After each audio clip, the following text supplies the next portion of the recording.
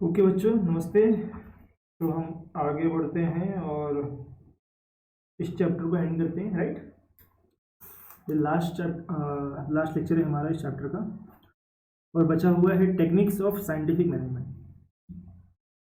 इसके पहले वाले लेक्चर में हमने डिस्कस किया था प्रिंसिपल्स ऑफ साइंटिफिक मैनेजमेंट, यानी हमने समझा था कि एफ.डब्ल्यू. टेलर क्या कहना चाहते हैं, उनकी थियरी क्या है और उनकी सोच क्या है, राइट।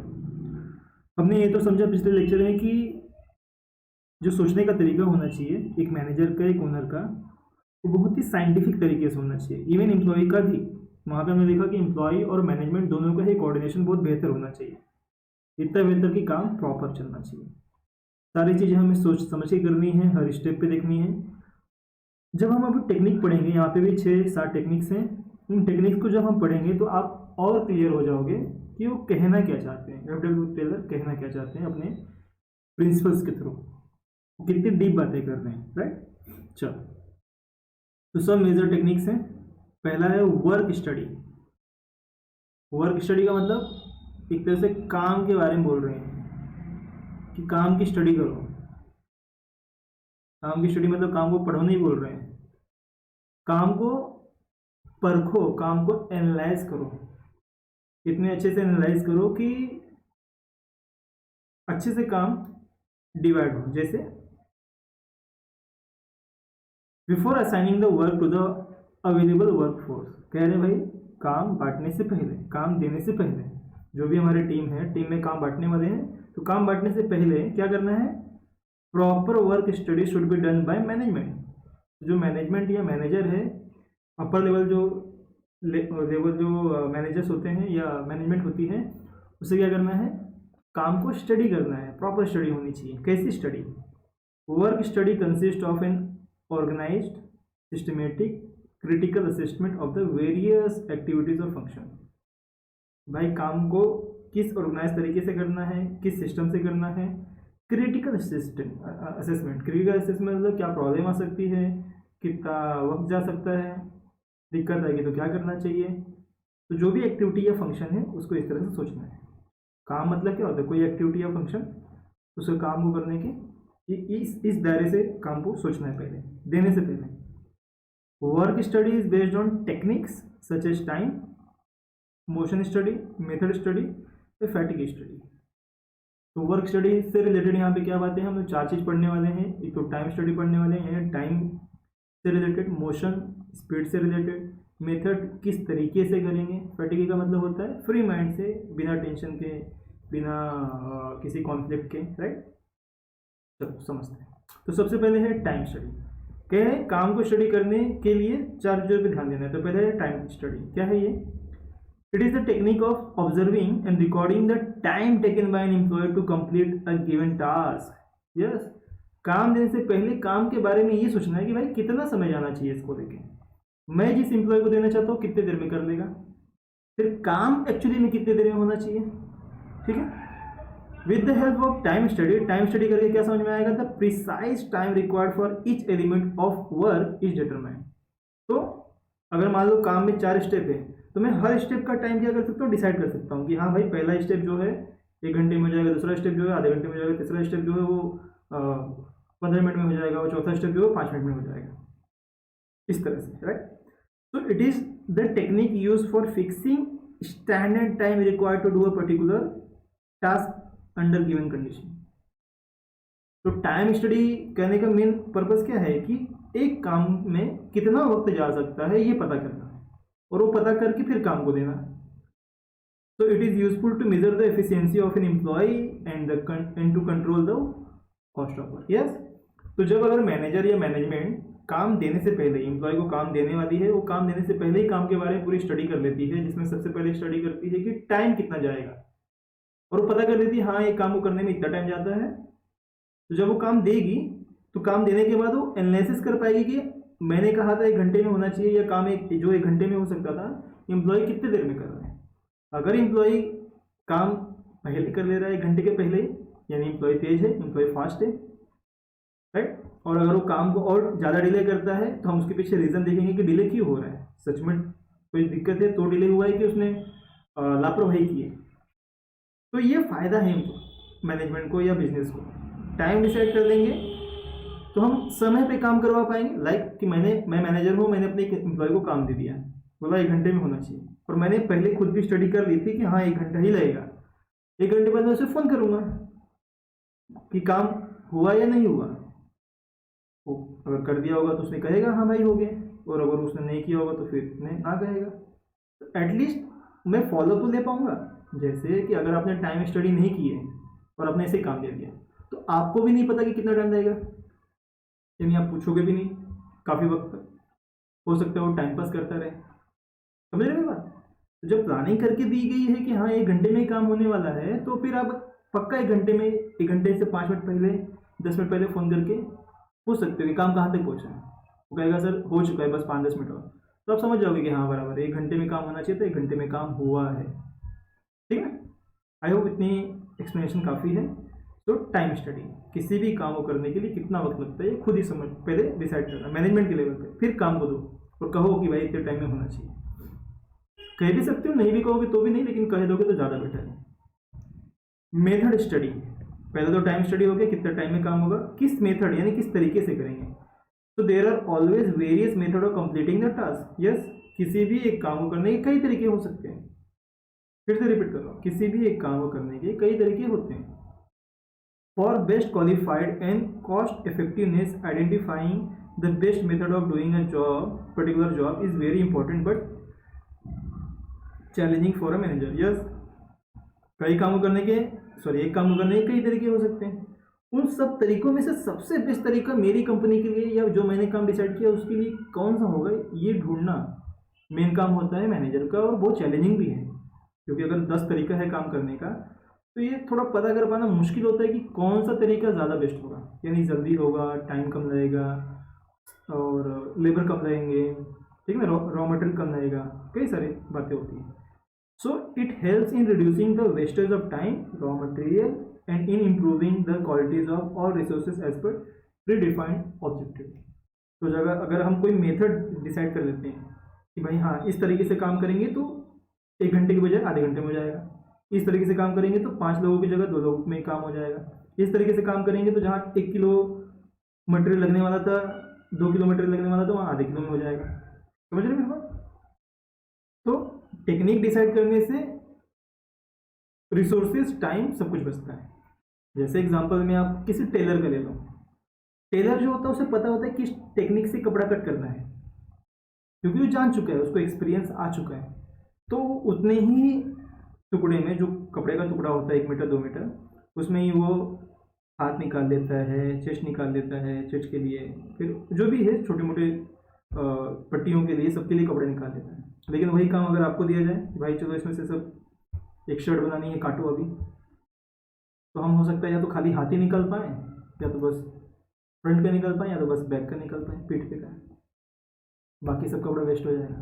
तो टेक्निक, आप आई होप समझ रहे हो technique, right? So it is helpful in determining the methods for handling the raw material, transportation, inspection, storage extraction. ये जितनी बातें लिखी है ना, ट्रांसपोर्ट का मेथड, रॉ मटेरियल को रखने का मेथड, हैंडल करने का मेथड, इंस्पेक्शन का मेथड, स्टोरेज का मेथड, सब में तरीका होता है। आप देखिए रहोगे ना, कहीं गोडाउन में जाओगे तो एक तरीके से रखा होता है, तरीके से निकाला जाता है, राइट? और जब इंस्पेक्शन का मतलब होता है जांच। मान लो कोई ऑफिसर आया जांच करने के लिए, तो सारा मटेरियल नहीं चेक करता है, वो कोई सैंपल रैंडम ले लेता है, तरीका होता है, इसको बोलते हैं रैंडम मेथड। हम तो मेथड की बात पढ़ रहे हैं ना, रैंडम मेथड। ट्रांसपोर्ट का तरीका आपने देखा होगा, जब आप कुछ मंगाते हो अमेजोन से या फ्लिपकार्ट से, तो प्रॉपर पैक करके आता है। ऊपर से डिपेंड करता है कि वो सामान कैसा है। कोई कांच की चीज़ है तो थर्माकोल लगा होता है उसमें प्रॉपर। टीवी मंगाओ देखो किस तरह आएगा, फ्रिज मंगाओ देखो किस तरह आएगा, कपड़े मंगाओ देखो किस तरह आएगा, स्पोर्ट्स शूज़ या कुछ और मंगाओ देखो किस तरह आता है। तो तरीका होता है, यानी मेथड होता है। ठीक है, आई होप समझ गए। तो पहला हमने क्या समझा, वर्क स्टडी में टाइम यानी कितना समय लगना चाहिए और किस मेथड से काम होना चाहिए, ये दोनों समझना ज़रूरी है इसको, मैनेजमेंट को काम देने से पहले। थर्ड है मोशन स्टडी। मोशन का मतलब होता है स्पीड, या जैसे मतलब स्लो में करना है, फास्ट में करना है, किस स्पीड से काम करना है। The study of required motion means movement of an employee as well as machines while completing a particular task is a very important. खासकर ये जो थर्ड पॉइंट है ये फैक्ट्री में खासकर यूज होता है, खासकर फैक्ट्री में। क्या कि भाई एम्प्लॉय और मशीन्स का मूवमेंट कितना होना चाहिए और कैसा होना चाहिए, ये मोशन स्टडी में पता चलता है। क्योंकि चलो एक एग्जांपल देता हूँ। एक फैक्ट्री में ए मशीन है, बी मशीन है, सी मशीन है और यहाँ डी मशीन है, और जैसा लिखा है वैसे वैसे रॉ मटेरियल प्रोसेस होने वाला है। आपको पता होना चाहिए कि कोई भी सामान जो होता है 2-3 प्रोसेस से बनता है। पहले रॉ मटेरियल ए में डाला गया, यानी एम्प्लॉय यहाँ काम किया, फिर वो बी में गया, चलो ठीक है, बी से फिर यहाँ गया सी में, और सी से फिर जाने वाला डी में। आपको क्या लग रहा है सीक्वेंस सही है क्या? बिल्कुल सीक्वेंस सही नहीं है। ए यहाँ है, बी यहाँ है, सी यहाँ है, ये इतना दूर है। फिर डी से बनने के बाद वो गोडाउन यहाँ पे है, वेयर हाउस, क्योंकि बनने के बाद कहाँ आ जाता है वो गोडाउन में। तो ये सीक्वेंस सही नहीं है। इसमें क्या होगा, एम्प्लॉय और मशीन दोनों का मूवमेंट वेस्ट हो रहा है। यहाँ से यहाँ सामान ले जाने में बहुत हो जाएगा, यहाँ से यहाँ, चलो यहाँ से यहाँ तो चलो बगल बगल है, लेकिन बी से सी में ले जाने में, सी से फिर डी में ले जाने, डी से फिर वेयर हाउस ले जाने में आधा आधा मिनट भी बहुत इंपॉर्टेंट है, ये ऐसा कह रहे हैं, यही हमें इसमें पढ़ना भी है। तो सीक्वेंस कैसा होना चाहिए, अगर ध्यान से देखा जाए तो सीक्वेंस होना चाहिए इस तरह होना चाहिए, इस तरह होना चाहिए, इस तरह होना चाहिए, इस तरह होना चाहिए कि रॉ मटेरियल यहाँ से गया, यहाँ यूज़ हुआ, फिर यहाँ से आ गया, यहाँ से आ गया, और यहाँ से वेयर हाउस यहाँ होना चाहिए। या और एक तरीका होता है ए से बी में गया, बी से सी में गया, सी से डी मशीन में गया, और डी से वेयर हाउस में चला गया।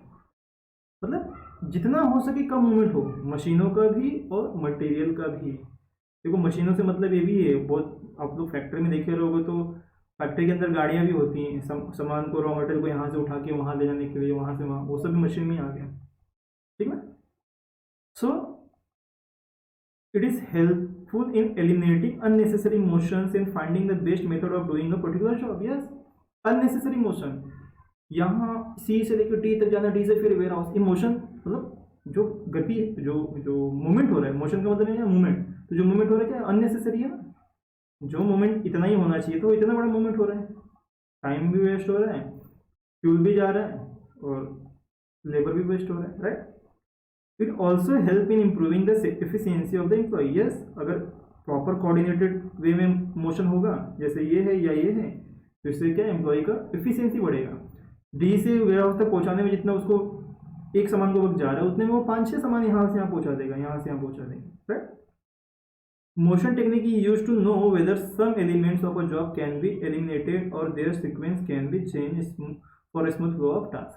तो कह रहे भाई मोशन स्टडी इसलिए भी की जाती है कि हम पता कर पाएँ कि पहले तो मेथड क्या होना चाहिए काम करने का, जैसे ये एक तरीका हो गया, ये एक तरीका हो गया, और दूसरा कौन सा मोशन यानी कौन सा जो एक्टिविटी है, जो फ्लो है वो अननेसेसरी है, यानी इसमें ऐसा कुछ है कि जो काम का नहीं है उसे निकाल दें, ये काम करना जरूरी नहीं, इसको हटा दें यहाँ से, ये काम करना जरूरी नहीं, इसको हटा दें यहाँ से। ठीक है, चलो। और फोर्थ है फैटिग स्टडी। क्या है ये? So generally long working hours without sufficient break, target pressure, heavy working tools and poor working conditions result into physical and mental issue. Fatigue means क्या है? फिजिकल और मेंटल इशू। ये भी हमें ध्यान में देना है किसी एम्प्लॉय को देते वक्त कि उसकी फिजिकल और मेंटल इशू, मेंटल हेल्थ कैसी है। और ये सब क्यों होता है? जब बहुत ज़्यादा काम हो बिना रुके, प्रेशर ज़्यादा हो, जिस मशीन के साथ हम डील कर रहे हो मशीन को भारी भारी उठा के रखना, पैक करना वगैरह वगैरह, जो भी है बहुत वजन है, और पूरा वर्किंग कंडीशन यानी एनवायरनमेंट भी अच्छा नहीं है, साफ़ सुथरा नहीं है, धूल उठ रही है, बहुत सारी केमिकल जा रहा है, तो इससे क्या होगा? फिजिकली तो हार्मफुल होंगे, मेंटली भी होंगे, यानी स्ट्रेस बढ़ेगा। तो it has an adverse effect on health and efficiency of the employers. जब फिजिकली वो फिट नहीं होगा तो उसकी हेल्थ पे जाएगा, और मेंटली नहीं होगा तो भी हेल्थ पे जाएगा, उसकी एफिशिएंसी में फर्क पड़ेगा, फिर यानी वो काम क्या करेगा? अच्छे से नहीं कर पाएगा ना, डिस्टर्ब रहेगा। The study of fatigue and steps to reduce the level of fatigue is very important to maintain the operational efficiency of the employ. तो क्या कह रहे हैं कि भाई फिजिकल और मेंटल इशू या हेल्थ या स्ट्रेस जो है वो कम हो या ना रहे, उसके लिए क्या ज़रूरी है, हमारे यहाँ हेल्थी एनवायरनमेंट होना चाहिए, धूल वगैरह ना उड़नी चाहिए, सबको प्रॉपर मास्क होनी चाहिए, पूरा जैकेट होना चाहिए अगर कोई केमिकल टाइप के सिचुएशंस में है तो, राइट। साउंड, अगर कोई बहुत आवाज़ करती है तो साउंड के लिए उनके साउंड ब्लॉकिंग कुछ सिस्टम होना चाहिए, सारी चीज़ें होती हैं, राइट। कई कई टन के रॉ मटेरियल्स होते हैं, वो गिर जाएंगे, उनकी आवाज़ों से कान फट सकते हैं, बहुत सारी चीज़ें हैं, ठीक है ना। और जो मशीनें हैं वो प्रॉपर वे में रखी गई हैं, टाइम पास नहीं हो रहा है, फटाफट काम किया और यहाँ कर दे वहाँ कर दे, ज़्यादा मूवमेंट नहीं हो रहा है, कई सारी बातें हैं। तो इन सारी बातों पे ध्यान देके क्या करना है, हमें रिमूव करना है फैटिग। फैटिग का मतलब फिजिकल और मेंटल स्ट्रेस को कम करना है, जिससे क्या होगा, ऑपरेशनल एफिशिएंसी इंप्लॉय की बढ़ेगी, यानी वो काम तेजी से करेगा, सीधी सी बात है। तो ये 4 बातें थी पहले पॉइंट में। हम लोगों ने पढ़ा वर्क स्टडी। वर्क स्टडी में सबसे पहले टाइम स्टडी, दूसरा क्या पढ़ा हम लोगों ने, दूसरा हमने पढ़ा मेथड स्टडी, ठीक ना। तो पहला टाइम स्टडी, मेथड स्टडी, फिर motion study and then fatigue यानी फिजिकल और मेंटल स्ट्रेस स्टडी। आगे आते हैं second, standardization of tools and equipment. Yes, tools and equipment मतलब मशीनरीज और जो बाकी इक्विपमेंट्स होते हैं उसको स्टैंडर्डाइज करना, यानी वो हमेशा अपग्रेड रहने चाहिए, आउटडेटेड नहीं रहने चाहिए।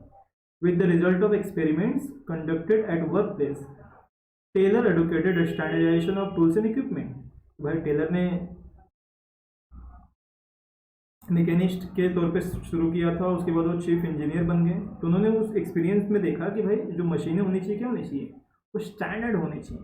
तो standardize working environment and method of production help to reduce spoilage and wastage of raw material, cost of production, fatigue among the workers and it is improves quality of work.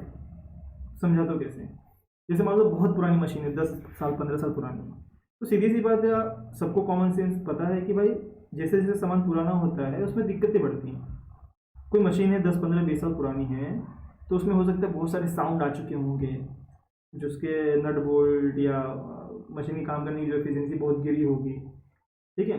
Unnecessary leakage कहीं से होता होगा oil का, क्योंकि पुरानी हो रही है तो सीधी सी बात है सब दिक्कतें आएंगी। जिससे क्या होगा, वेस्टेज और रॉ मटेरियल होगा, रॉ मटेरियल वेस्ट होगा मतलब खर्चा बढ़ जाएगा। एक प्रोडक्ट को बनाने का जहाँ 5 रुपये लगना चाहिए वहाँ पे वेस्टेज की वजह से 7 रुपये 6 रुपये लग रहे होंगे।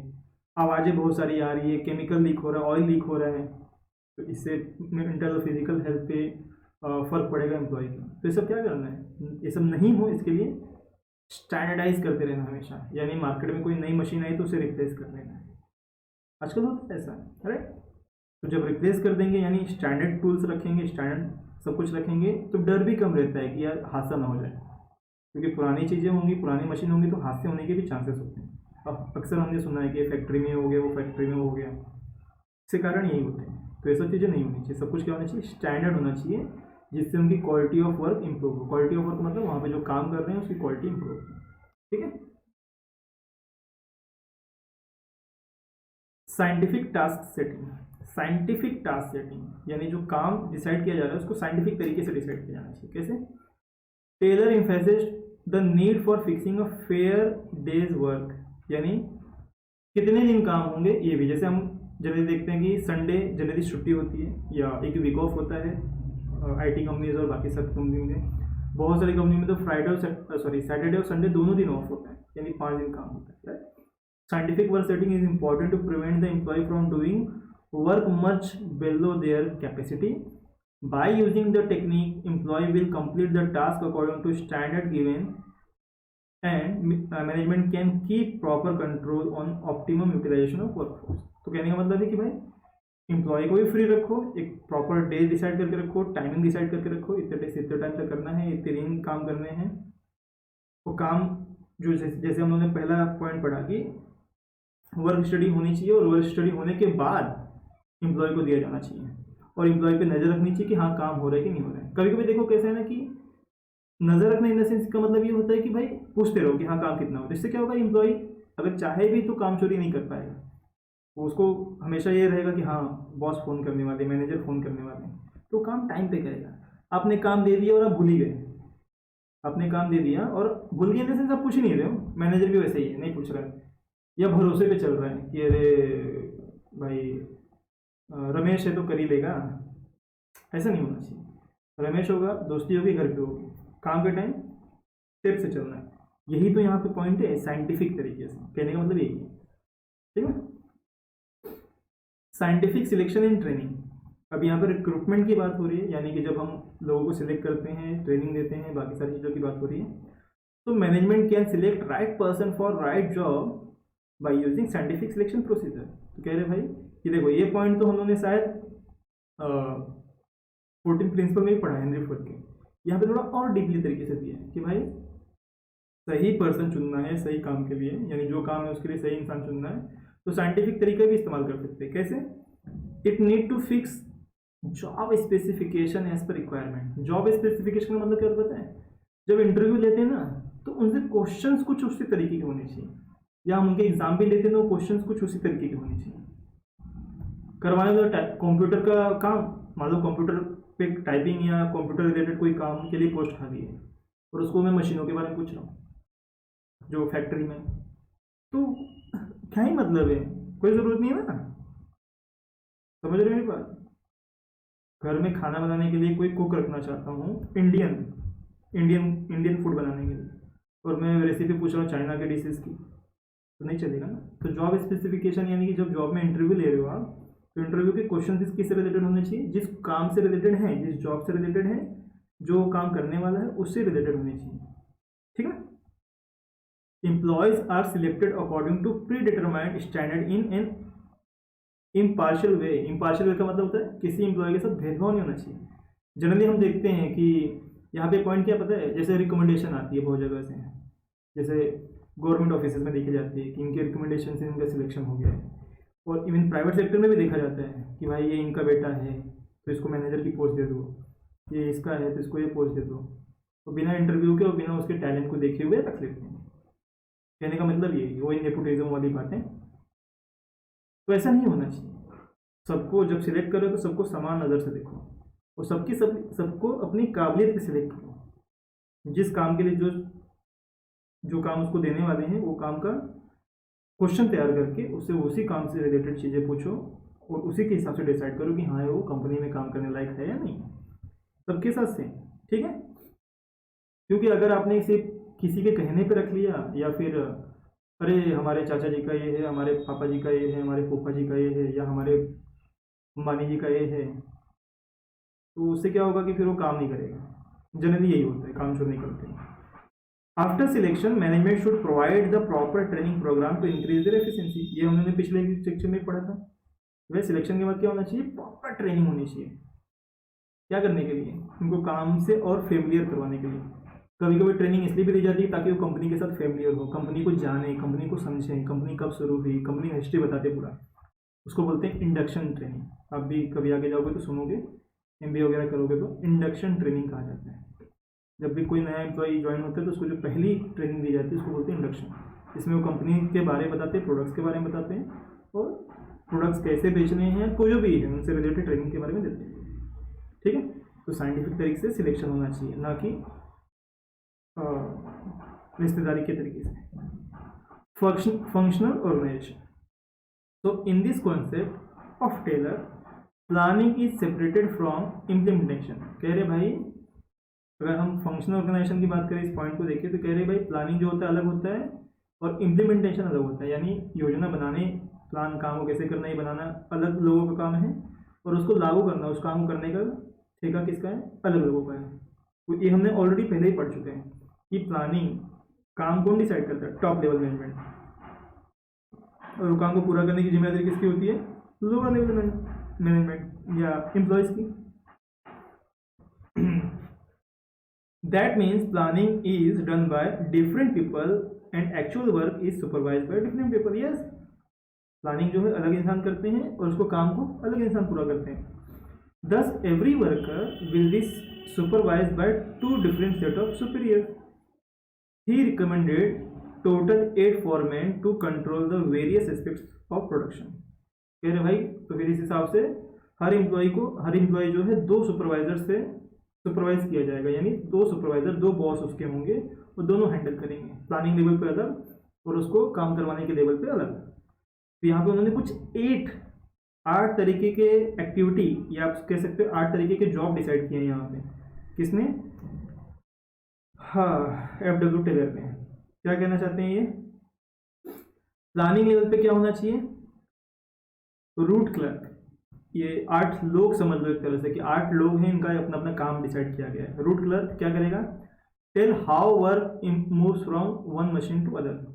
प्लानिंग लेवल पे कि भाई एक मशीन से दूसरे मशीन में काम कैसे मूव होता है वो बताएगा।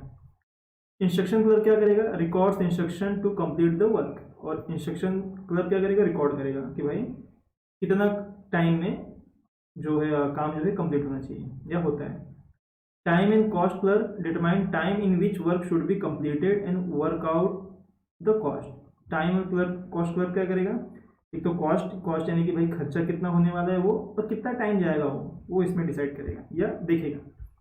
डिसिप्लिन वाला जो पर्सन होगा, डिसिप्लिन एम्प्लॉय जो होगा समझ लो, ensures that the worker are working as per factory rules. ये देखेगा भाई सब नियम से काम कर रहे हैं कि नहीं कर रहे हैं। पीरियड प्लानिंग लेवल पे, ठीक है। इम्प्लीमेंटेशन लेवल पे क्या है? दूसरा यहाँ पे है gang boss actually gets the work done. जो सबसे मेन बॉस होगा क्या करेगा? जो ग्रुप का लीडर होगा वो देखेगा भाई काम हो रहा है कि नहीं, मतलब काम करवाना है उसे, कहने मतलब ये काम करवाना है, हो रहा नहीं देखेगा वो काम करवाएगा। इम्प्लीमेंटेशन की बात हो रही है ना, एग्जीक्यूशन की बात हो रही है कि काम पूरा कैसे होगा। तो एक बॉस होगा जो काम करवाएगा। दूसरा स्पीड बॉस क्या देखेगा या क्या करेगा? Ensure that work is completed in specific time. ये देखेगा भाई जो काम है टाइम पे पूरा होना चाहिए या हो रहा है कि नहीं। रिपेयर बॉस यानी रिपेयर वाला कोई डिपार्टमेंट या जो बॉस होगा क्या करेगा? Handle security and maintenance of machine mechanisms, यानी जो मशीन है और उसकी मेंटेनेंस, उसकी सिक्योरिटी का ध्यान रखेगा। सीधी सी बात है, मशीनों को भी देखना ज़रूरी है कैसे हैं कैसे नहीं है। और इंस्पेक्टर यानी जो चेक करने वाला है, जांच करने वाला इंसान है, वो क्या करेगा? Ensure that the work is done as per the specified standard.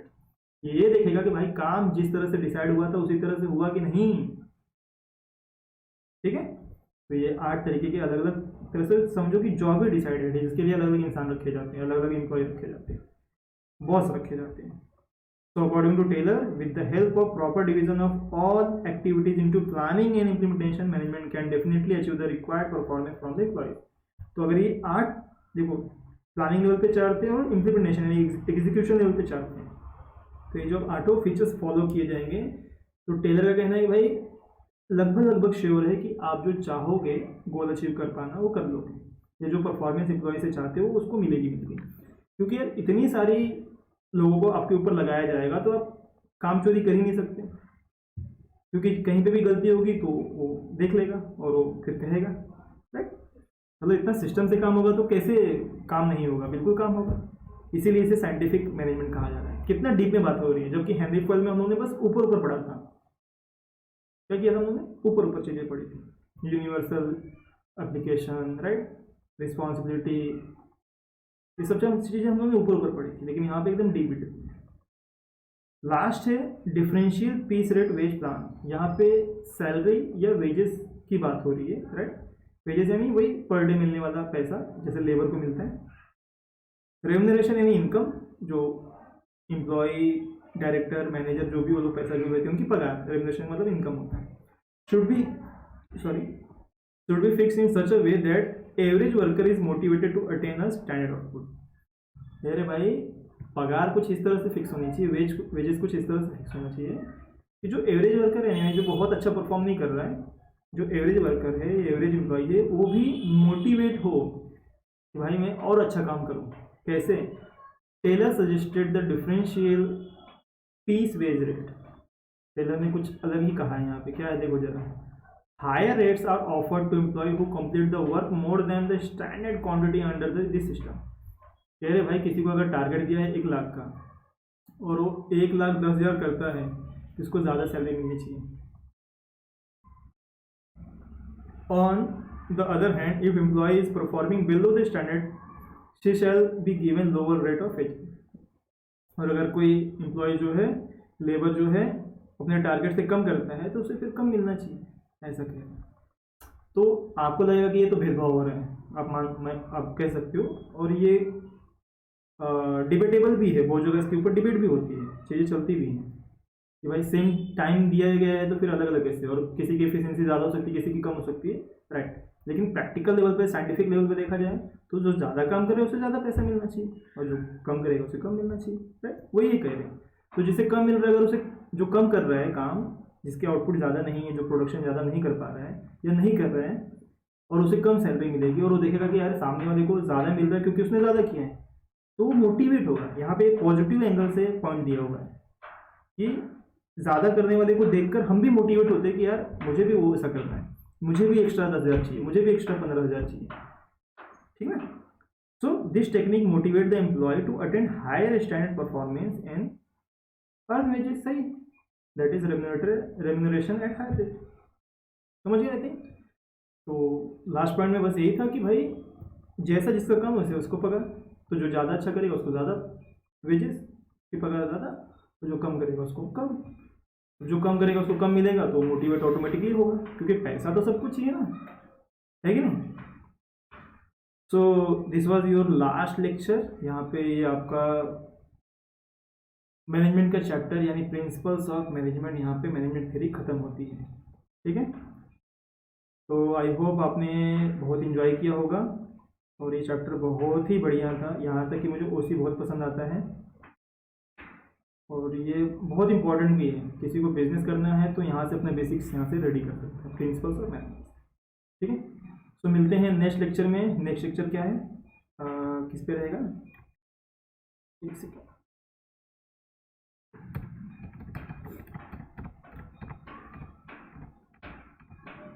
Functions of management. तो उसी के नेक्स्ट लेक्चर में हम फंक्शंस पढ़ेंगे, और ये बहुत ही बोले ना एकदम मक्खन टाइप का चैप्टर है, जो आपके बोर्ड एग्जाम के लिए बहुत इंपॉर्टेंट है, ठीक है। चलो मिलते हैं, बाय।